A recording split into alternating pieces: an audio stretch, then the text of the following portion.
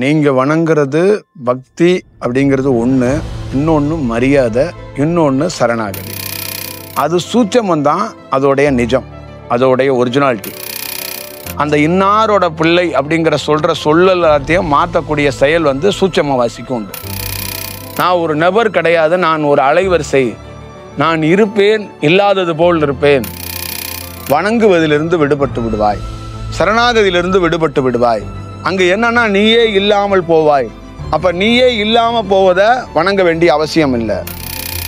அந்த அறியும் திறன் கன்ஃபார்மாக கிடைக்கின்ற போது அப்பொழுது நீங்கள் வணங்குவதை விடுவதை விட இப்பொழுதே அதற்கான ஒரு துவக்கமாக நான் துவங்கி வைக்க வேண்டும் என்பதற்காகத்தான் என்னை வணங்காதே, என் காலில் விழுகாதே. அந்த விஷயம் உங்களுக்குள்ள பேசப்படலை. ஒரு நாள் பேசப்பட்டா நான் உங்கள்கிட்ட பேசுறத நிறுத்திடுவேன். நேற்று கனவுல வந்தீங்க, நேற்று பிரசன்ட்ல வந்தீங்க அப்படின்னு சில பேர் சொல்றாங்கன்னு வச்சுக்கோங்க. அந்த சூட்சமவாசி நமக்கே சொல்லாம போய் செஞ்சுட்டு வந்துருச்சு. நாம சரணாகதி அடைவது, வணங்குவது, கோயிலுக்கு செல்வதெல்லாம் நம்மளை ஒரு நாள் அறியப்படணுங்கிறதுக்காக தான் செய்கிறோம். இந்த ஞானிகளும் பக்தி வேண்டாம், கடவுளை உதாசனப்படுத்து, கடவுளை கும்பிடாத, பட்டையை போட்டுக்காத, உத்திராட்சம் போட்டுக்காதெல்லாம் சொல்லலை. மனிதனாக பிறக்கப்பட்டவன் மனிதனாக இறந்து போகாதே அப்படி என்பது இறைவனுடைய கருத்து. ஒன்றும் இல்லாத ஒரு இடத்துக்குள் தொழுகிறார்கள். அந்த தொழுவையோட நோக்கம் என்ன இருக்குன்னா, ஒரு நாள் நீ ஒன்றும் இல்லை என்று தெரிந்து கொண்டால் தொழுவை நின்றுவிடும். நாமே ஒரு பொருளை வணங்காத போது நம்மளை எப்படி இன்னொருவர் வணங்கலாம்? அது ஒரு சொல்லாடலாக இருக்கும். குரு என்பது அவனுக்கு பதவி அல்ல. அப்ப குருவை வணங்குவது, கும்பிடுவது, காலில் விழுவது தவிர்க்கப்பட்டே ஆகணும்.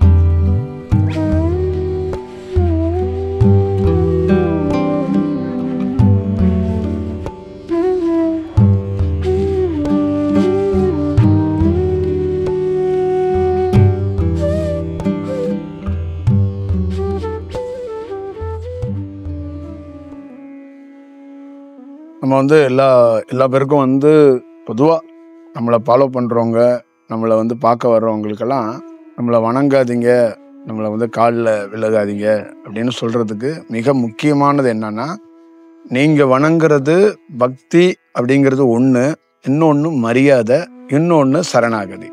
இது வடிவத்தில் அந்த ஒரு விஷயத்தில் ஒருத்தவங்களை வணங்கப்படணும் அப்படின்னு நம்ம செய்கிறோம்.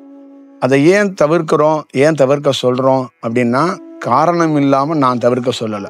நான் அதை ஒரு சிம்பிளாக பண்ணுறோம், யதார்த்தமாக பண்ணுறோம், இயல்பாக இருக்க சொல்கிறோம் அப்படிங்கிறது இல்லை. என்னை சூட்சமத்தில் ஒரு பிரபஞ்சம் வழி நடந்துருச்சு. சூட்சம வாசிங்கிறது தான் இந்த உலகத்தோடைய இறைவன் அப்படிங்கிறது, கடவுள், நீங்கள் வணங்குற கடவுளுங்கிறதும் எல்லா வடிவத்தில் இருக்கிறதும் ப்ரெசன்ஸில் இருக்கிறது அது எப்படி பார்க்குதுன்னா, ப்ரெசன்ஸை பொறுத்தளவுக்கு அது வேற வடிவத்தில் பார்க்குது. அதோடைய விளக்கத்தை நான் உங்களுக்கு சொல்லிடுறேன். அது சூட்சமம் தான் அதோடைய நிஜம், அதோடைய ஒரிஜினாலிட்டி. அந்த சூட்சமத்துக்குள்ள அது பல்வேறுபட்ட வேலைகளை அது செய்யுது.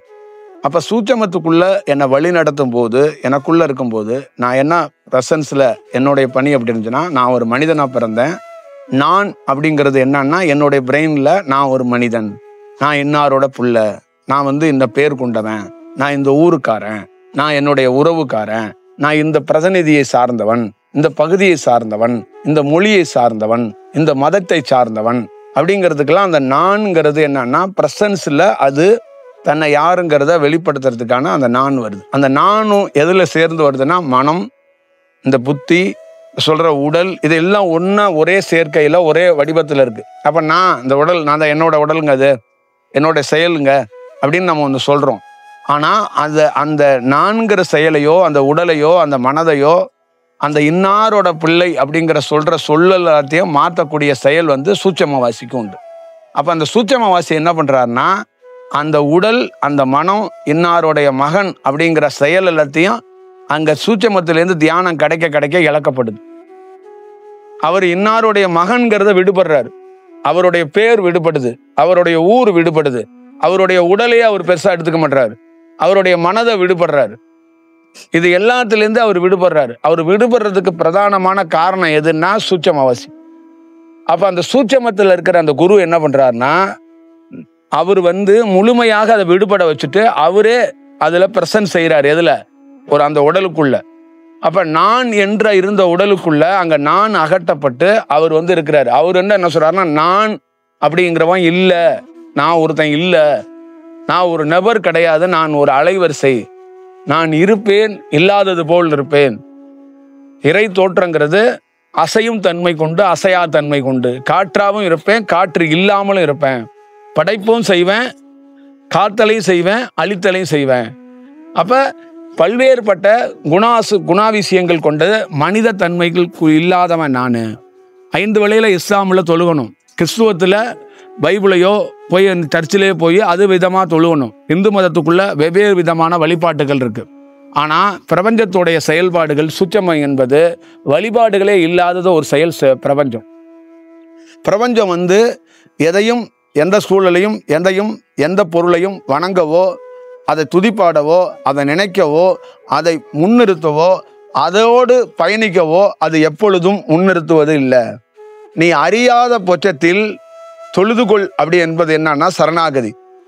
கிறிஸ்துவ மதத்துக்குள்ள நீ போய் பைபிளை படித்துக்கொள், வணங்கு என்பது சரணாகதி. இந்து மதத்துக்குள்ள நீ பல்வேறுபட்ட வழிபாட்டில் இருக்கிறது சரணாகதி.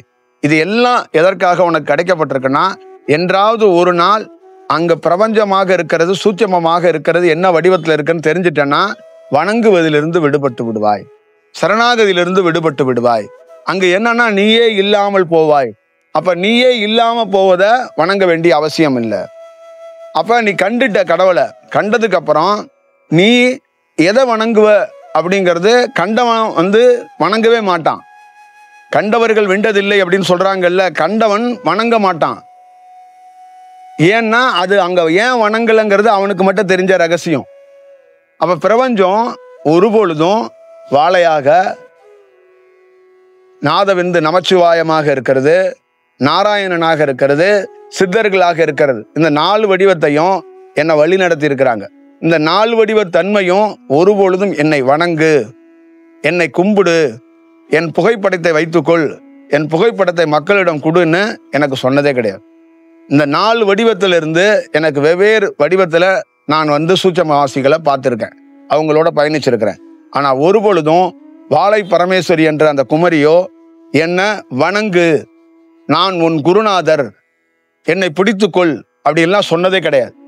அப்போ அவங்க என்னை எப்படி வழி நடத்தி இருக்கிறாங்க அப்படின்னா, ஒரு சூட்சமவாசியை நீங்கள் வணங்கக்கூடியவர்கள் அவர்கள் அல்ல, அதை உணரக்கூடியது, அதை நீ கிரகித்து ஒரு நாள் என்றாவது ஒரு நாள் அதோடைய முழு தன்மையையும் உனக்கு கிடைக்கப்படுகின்ற போது வணங்குறதுலேருந்து நீ விடுபட்டுருவ அப்படிங்கிறத அந்த பிரபஞ்சம் எனக்கு உணர்த்துனுச்சு. அப்போ பிரபஞ்சம் என்ன சொல்லுது? உன்னை வழி நடத்தியவன் என்னை வழி நடத்தியது யாரு? பிரபஞ்சம். எனக்கு வாழ்வளித்தது யாரு? பிரபஞ்சம். எனக்கு தொழில் சொல்லி கொடுத்தது யாரு? பிரபஞ்சம். எனக்கு தியானத்தை எல்லா கலையும் சித்தி பண்ணி கொடுத்தது யாரு? பிரபஞ்சம்.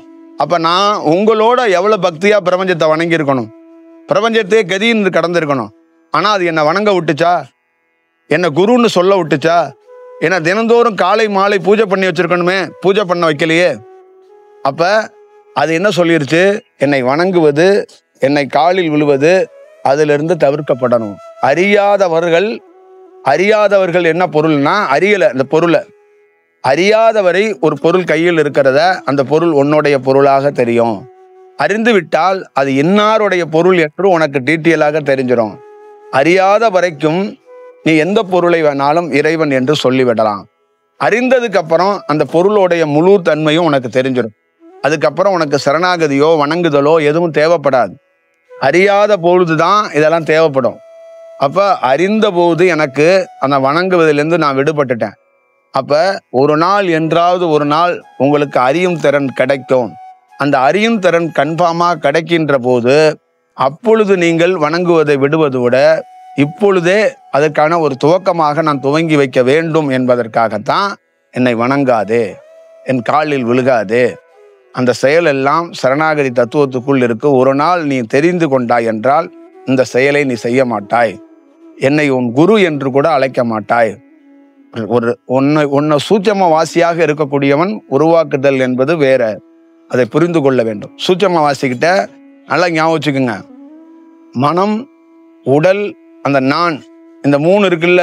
முதல்ல மனதை நவுத்துறாரு. அடுத்தது இந்த நான் அப்படிங்கிறத, நானு இன்னாருடைய பேரன் அப்படிங்கிறத அதையும் புறந்தள்ளுறாரு. அடுத்தது எதை புறந்தள்ளுறாருன்னா இந்த உடலே புறந்தள்ளுறாரு. அப்ப அவன் என்ன சொல்றான் அப்படின்னா, இந்த பிரசன்ஸ்ல உன் தாய் தகப்பன் கொடுத்த இந்த உடலையோ, நான் என்ற அந்த செயலையோ, அந்த மனதையோ நாங்கள் முன்னிறுத்த மாட்டோம். இந்த சூட்சமத்துக்குள்ள இருக்கிற பிரசன்ஸ்ல, சூட்சமத்தில் இருக்கக்கூடிய அந்த செயல் மட்டுமே நாங்கள் முன்னிறுத்துவோம். அதுதான் அண்டவெளியிலிருந்து இருக்கக்கூடிய அலைவரிசை, அந்த ஒளி என்று சொல்லக்கூடிய செயல் வடிவம். அப்ப உள்ள இருந்து ஒரு ஒளி எமக்குள்ள அந்த அலைவரிசை பேசுது. அது எனக்கு கேட்குது. அதை கேட்கறத என்கிட்ட அது பேசுது. அது கேட்கறது, அது எல்லாத்தையும் நான் கேட்குறேன். அதை மக்கள்கிட்ட பேசுங்குது, நான் பேசுறேன். அப்ப அந்த விஷயம் உங்களுக்குள்ள பேசப்படலை. ஒரு நாள் பேசப்பட்டா நான் உங்ககிட்ட பேசுறத நிறுத்திடுவேன். சைட்டா அது உங்ககிட்டே பேசும்போது நான் ஏன் பேசணும்? இப்ப என்கிட்ட பேசுது.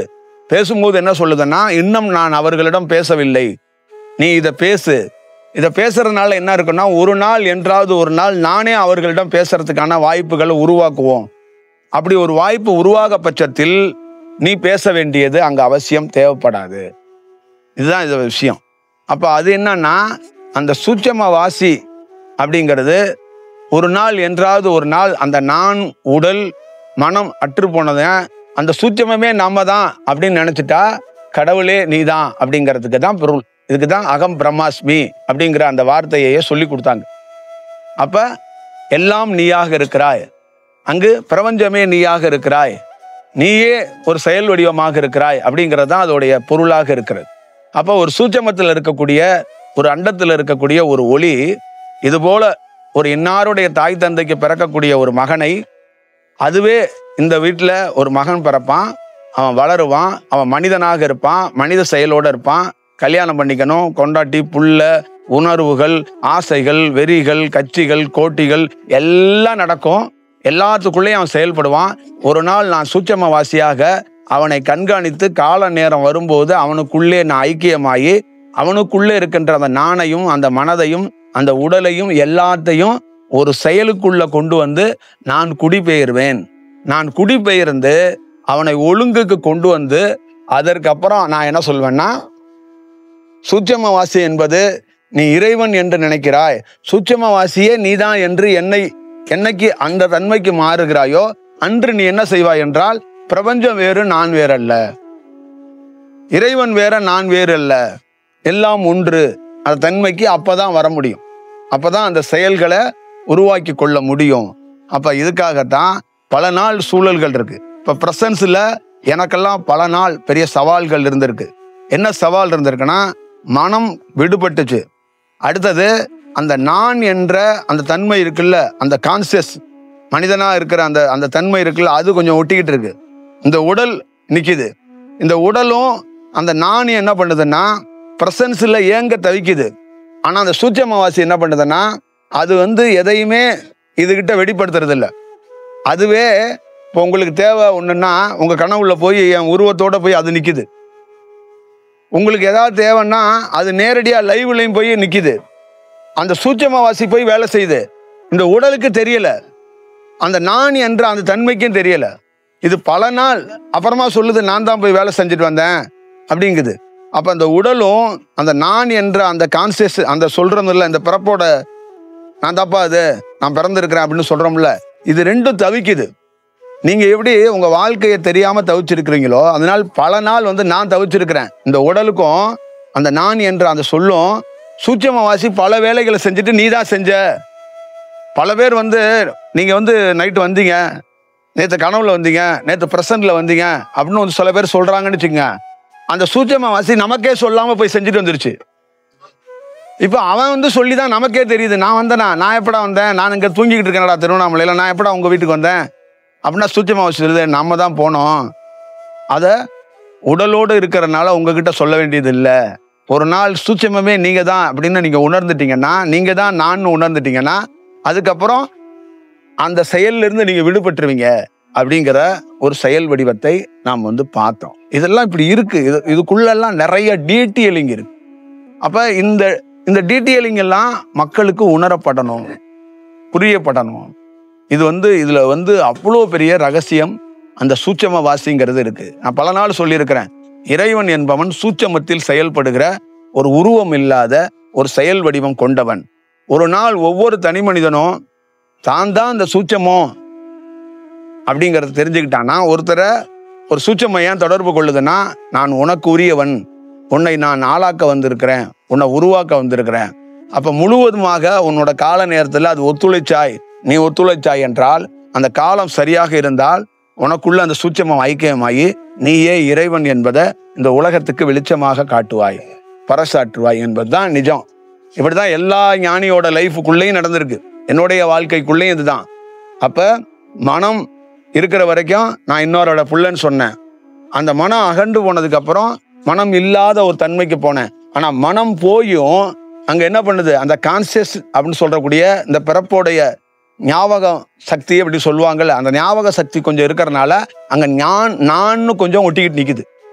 அப்ப அந்த நான் ஒட்டிக்கிட்டு இருக்கும்போது இந்த உடல் என்ன பண்ணுது, இந்த உடல் என்னது, நாம தனி, சூட்சமத்தில் செயல்படுற இறைவன் தனிங்கிறது அதுக்குள்ள ஒரு சின்ன ஒரு கேப் இருக்கு. அந்த கேப்பையும் அது என்ன பண்ணுதுன்னா உடலற்ற நிலைக்கு நிறைய பெரிய பெரிய ஆளுங்கள்லாம் என்ன பண்றாங்கன்னா, உடல் அதனாலதான் துச்சம் என்று தூக்கி எறிகிறது. உடலை கேரே பண்றது கிடையாது. உடலை கேர் பண்ணாம அவங்க ஆன்மாவில இருந்தோ செயல்ல இருந்து வேலை செய்யறதுக்காக செயல்ங்கிறது என்னன்னா அந்த சூட்சமம் தான். அந்த சூட்சமத்துக்கான செயல்ல உடலை பத்தி அவங்க உடலை மனதோட கொண்டு கனெக்ட் பண்ணிடுறாங்க. அந்த மனதோட கனெக்ட் பண்ணப்பட்ட பொருள் தான் உடல் அப்படிங்கிற ஒரு செயலுக்குள்ள போகுது.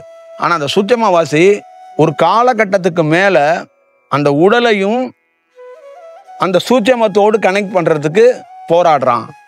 அதை கொண்டு வந்துட்டா அவன் என்ன பண்ணிடுறான்னா அந்த சூட்சமவாசியை நான் தான் அப்படிங்கிற அந்த தன்மைக்குள்ள மாறப்படுறான். இப்படிங்கிறது இதுக்குள்ள தெளிவற்ற ஒரு நிலையில ஒரு வேலை இருக்கு. அப்ப ஒவ்வொரு தனி மனிதனுக்குள்ளேயும் நாம சரணாகதி அடைவது, வணங்குவது, கோயிலுக்கு செல்வதெல்லாம் நம்மளை ஒரு நாள் அறியப்படணுங்கிறதுக்காக தான் செய்யறோம். 60 ஆண்டுகளா 70 ஆண்டுகளா 80 ஆண்டுகளா நம்ம பிறந்ததிலிருந்து ஒரு நாள் சரணாகதி அடைகிறோம். ஒரு நாள் சரணாகதி அடைகிற நமக்குள்ள கடைசி வரைக்கும் நம்ம இறக்குற தருணம் வரைக்கும் அந்த சரணாகதியை அடைஞ்சுக்கிட்டே இருக்கிறோங்க. No change. சரணாகதி மாரியம்மன் கோயில ஒருத்தன் வழிபட்டவன் அவன் சாகுற வரைக்கும் மாரியம்மன் கோயில வழிபட்டுக்கிட்டே இருக்கிறான்.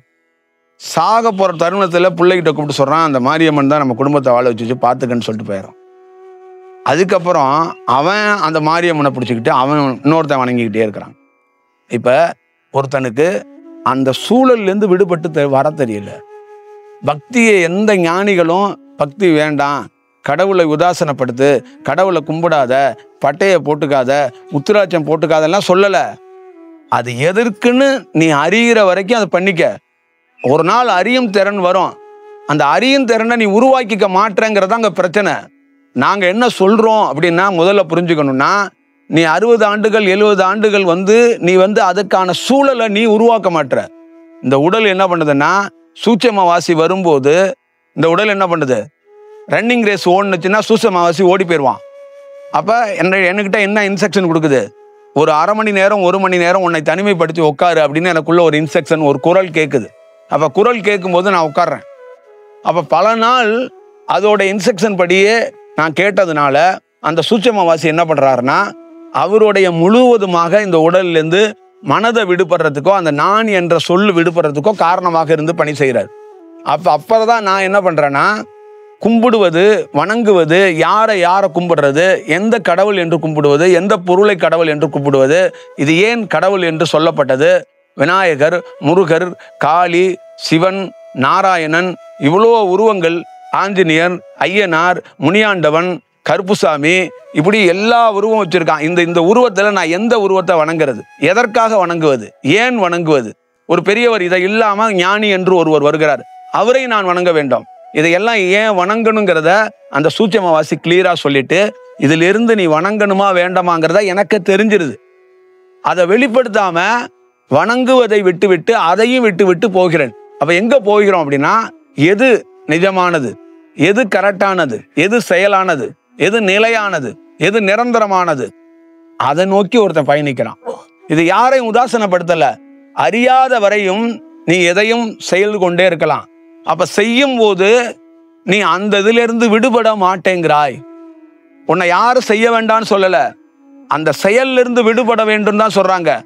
மனிதனாக பிறக்கப்பட்டவன் மனிதனாக இறந்து போகாதே அப்படி என்பது இறைவனுடைய கருத்து. மனிதனாக பிறந்தவன் மனிதனாகவே இறக்காதே. ஒரு சாமியை வணங்க போனவன் வணங்கி கொண்டே நிற்காதே. ஒரு குருவை தேடி போனவன் குரு காலடியிலே இருக்காதே. அதிலிருந்து எப்படி விடுபட வேண்டும், அந்த செயலிலிருந்து எப்படி தன்னை தற்காத்து கொள்ள வேண்டும், எப்படி மாறணும் அப்படிங்கிற சூழல் அது இயற்கையால பிரபஞ்சத்தால வழங்கப்படும். அப்ப வழங்கப்படும் போது அதிலிருந்து நீ மாற்றம் அடைவாய் அப்படிங்கிறது அதோட பொருள். அப்போ ஒரு ஞானி தோன்றுதல், தோற்றி வைத்தல். இப்போ நாங்கள் தோன்றலை, தோற்றி வைத்தல். அப்போ இதை யார் தோற்றி வைக்கிறா? பிரபஞ்சம் தோற்றி வைக்கிறது. அப்போ பிரபஞ்சம் தோற்றி வைக்கும் போது எப்படி தோற்றி வைக்குது, எதை எப்படி செய்ய வேண்டும், எதை எப்படி நடந்து கொள்ள வேண்டும், எதை எப்படி இருக்கணும் அப்படின்னு சொல்லுது. ஒரு குரு அங்கே ரோட்லேருந்து வரும்போது நீங்கள் வரிசையாக இருந்து வணங்கணும் அப்படின்னு ஒருத்தர் ஒரு ஆசிரமத்தில் சொல்கிறாங்க. இது குரு சொல்கிறாரா இல்லை ஆசிரமவாசிகளே எடுத்த முடிவா? இது எங்கிருந்து செயல்?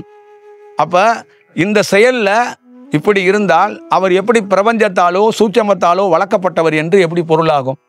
அப்போ அவர் குரு வரும்போது எல்லாரும் எழுந்து நின்று வணங்குறாங்க, எல்லாரும் அப்படி பார்க்குறாங்க, பூ போடுறாங்க. அவர் திருப்பி போகும்போது வணங்குறாங்க, திருப்பி அவர் எங்கெங்கெல்லாம் இருக்கிறாரோ அவரை படுத்து வணங்கிக்கிட்டே இருக்கிறாங்க. அவரும் வணங்கிக்கிட்டு அவரும் அதை அப்படியே பாராரு. அப்போ இதுக்குள்ளேருந்து அவர் எதை கற்றுக்கொண்டார், அவங்கள எதை கற்றுக் கொடுக்க சொல்ல போறார்? இந்த உலகத்தில் சொல்றான், வணங்குவதை விட்டுவிட்டு நீ என்றாவது ஒரு நாள் நிஜத்தை தெரிந்து கொண்டாய் என்றால் அதுவே வெட்டவெளி. 5 வேளை தொழுகிறார்கள். எங்கே தொழுகிறார்கள்? வெட்டவெளி கொண்ட ஒரு இடத்துக்குள்ளே இஸ்லாமியர்கள் அனைவரும் தொழுகிறார்கள். ஒன்றும் இல்லாத ஒரு இடத்துக்குள் தொழுகிறார்கள். அந்த தொழுவையோட நோக்கம் என்ன இருக்குன்னா, ஒரு நாள் நீ ஒன்றும் இல்லை என்று தெரிந்து கொண்டால் தொழுவை நின்றுவிடும். தொழுவை ஆரம்பித்த காலத்திலேருந்து இன்ன வரை நிறுத்தப்படவே இல்லை. ஏன் நிறுத்தப்படலைன்னா, வெட்டவெளியை தெரிந்து கொள்வதற்கு வாய்ப்புகள் அங்கு உருவாக்கப்படவில்லை. இங்கு தமிழ்நாட்டில் இந்தியாவிலேயே கோயில்கள் வணங்கப்படுகிறது. அந்த வணங்கப்படுவதிலிருந்து விடுபடுவதில்லை. ஏன் விடுபடுவதில்லை என்றால் அதிலிருந்து தெரிந்து கொள்ளப்படுவதில்லை. அப்ப ஒரு குருவை வணங்கிக்கிட்டே நின்னா நீ எப்பொழுது விடுபடுவாய்? அப்ப அவருக்குள்ளே அந்த சூட்சமவாசி மிகச் சரியாக செயல்பட்டிருந்தால், நாமே ஒரு பொருளை வணங்காத போது நம்மளை எப்படி இன்னொருவர் வணங்கலாம்? நாம் எந்த பொருளை வணங்கினோம்? நமக்கு வெட்டவெளியிலிருந்து கொடுக்கப்பட்ட இன்ஸ்ட்ரக்ஷன் என்ன? நம்மளை உருவாக்கியவர் என்ன? என்னை வணங்கு என்று சொன்னாரா?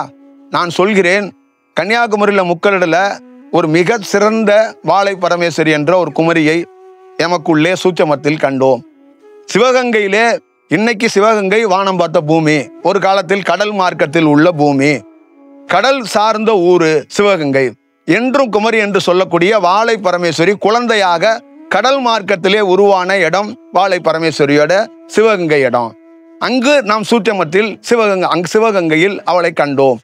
அப்ப பல இடங்களில் நம்மளை வழி நடத்தியவள் அவள் தான் வழி நடத்தினாள். பல சூழல்களில் நம்மளுக்கு எல்லா சூழல்கள்லையும் இந்த மக்களோடு எல்லாரோடு சேர்ந்து பயணிக்கிறதுக்கான வாய்ப்பை வாழை பரமேஸ்வரி ஏற்படுத்தி கொடுத்தார். அப்ப அந்த வாழை பரமேஸ்வரி ஏற்படுத்தி கொடுத்தவ, என்றாவது ஒரு நாள் என்னை வணங்கு, நான் ஒரு குரு, நீ என்னை வணங்க வேண்டும், என்னை எப்பொழுதும் பிடிச்சு கொண்டே இருக்கணும் எனக்கு சொல்லி கொடுக்கலையே. எனக்கு இந்த செயல்குள்ளே என்னை ஆழ்த்தலையே. அப்ப நான் தானே வாழைக்கு கோயில் கட்டியிருக்கணும், நான் தானே வாழைக்கு மிகப்பெரிய விஷயம் செஞ்சிருக்கணும். அவள் என்னை குரு என்று கூட அழைக்க கூடாது என்ற அந்த உன்னத தன்மையோடு என்னை வளர்த்தாள், என்னை ஆளாக்கினாள். அப்ப அவ எனக்கு சொல்லி கொடுத்தது என்ன, அதிலிருந்து விடுபட கற்றுக்கொள். அப்ப கண்டவன் அங்கு வணங்குவதை விட்டு விடுவான். குரு என்பதற்கு பொருள் என்னன்னா, அவனுக்கு ஒரு விஷயம் காட்சி காட்டப்படும், காட்டதுக்கு அப்புறம் அந்த குரு என்ற செயலிலிருந்தும் விடுபடுவான். அது ஒரு சொல்லாடலாக இருக்கும். குரு என்பது அவனுக்கு பதவி அல்ல. சிவன் என்பது கடவுளுடைய பெயர் என்று நிறைய பேர் நினைக்கிறார்கள். அது இல்ல. கடவுளை அறியறதுக்கான ஒரு பாதை தான் சிவன் என்பது. சிவன் என்பது கடவுளுடைய பெயர் அல்ல. நாராயணன் என்பது கடவுளுடைய பெயர் அல்ல. அது நாராயணன் என்று அழைத்தால் கடவுளை அறிய முடியும், சிவன் என்று அழைத்தால் சிவனை அறிய முடியும். சிவன் அப்படி என்பது அவருடைய பெயர் அல்ல, நாராயணன் என்பதும் அவருடைய பெயர் அல்ல. அவர்களை அறியறதுக்கும் அவர்களை நோக்கி போறதுக்கான அந்த பாதைக்கான வெளிச்சம், ஒரு சவுண்ட், இதுதான் விஷயம். அப்ப குரு என்பது ஒரு பட்டமோ ஒரு பெயரோ இல்லை, இதையும் புரிஞ்சுக்கணும். அப்ப குருவை வணங்குவது, கும்பிடுவது, காலில் விழுவது தவிர்க்கப்பட்டே ஆகணும். அது தவிர்க்கப்பட்டாதான் சூட்சமத்தில் இருக்கக்கூடிய உங்களுக்குள்ள அந்த இறைத்தன்மை மேல் நோங்கி நீங்கள் ஒரு நாள் கண்டவர்கள் வென்றதில்லை என்ற அந்த உன்னத தத்துவத்துக்குள் மாறுவதற்கு வாய்ப்பு இருக்கும். இல்லைன்னா உலகம் காலம் ஒரு ஞானி தோன்றுவான், அவன் தத்துவம் இருக்கும், அவனுடைய கொள்கை இருக்கும். நீங்கள் எனக்கு என்ன என்று வணங்குவதை வணங்கி கொண்டு, கேட்பதை கேட்டுக்கொண்டு, ரசிப்பதை ரசித்து கொண்டு நீங்கள் அப்படியே வாழ்ந்து விட்டு மறைந்து போய் விடுவீர்கள். இதுதான் விஷயம். நாங்க என்ன சொன்னாலும் நீங்க செய்யறதா செய்வீங்க அப்படின்னா நீங்கள் மாண்டுதான் போவீர்கள், நீங்கள் மீண்டு வர மாட்டீங்க. அதுதான் ஒரு விஷயம். ஒருத்தர் அங்கேயே இன்ஸ்ட்ரக்ஷன் ஏன் கொடுக்குது அப்படின்னா சிம்பிள் கிடையாது. இந்த உலகத்தோட தத்துவம் இதுதான், செயல் இதுதான். அப்ப நீங்க அதை பார்த்துக்கணும். அதை பார்த்து ஒரு செயல் வடிவத்தை அறிந்து சூட்சமத்துக்குள்ள இறைவன் என்பவன் பிரசன்ஸை தாண்டி, அவனுடைய பிரசன்ஸுங்கிறது சூட்சமம். அவன் ஒரு உருவம் இல்லாதவன், அவன் ஒரு அலைவரிசை, அவன் யாரும் அவனை வணங்குவதை அவன் ஏற்றுக்கொள்வது அல்ல, அவனுக்கு யாரும் பக்தர்கள் அல்ல. நான் பார்த்ததுல இறைவன் தன்னை வணங்க சொல்லி யாரையும் நான் பார்த்ததும் இல்லை. இறைவன் தனக்கு இவர் பக்தர் என்று சொல்லிய நான் பார்த்தது. அவன் என்னையும் பக்தன் என்று சொன்னதில்லை, நானும் அவனை கடவுள் என்று சொன்னதில்லை. இதுதான் எங்களுக்குள்ள இருக்கிறது.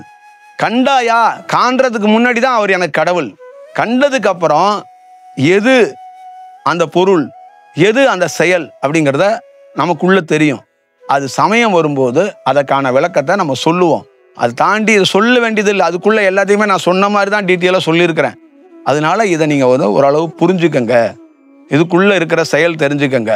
அப்ப இறைவனை நீங்க தேடுறது, இறைவனை வணங்குறது, இது எல்லாம் நீங்க ஒரு நாள் அதுலேருந்து விடுபடணுங்கிறத புரிஞ்சுக்கங்க.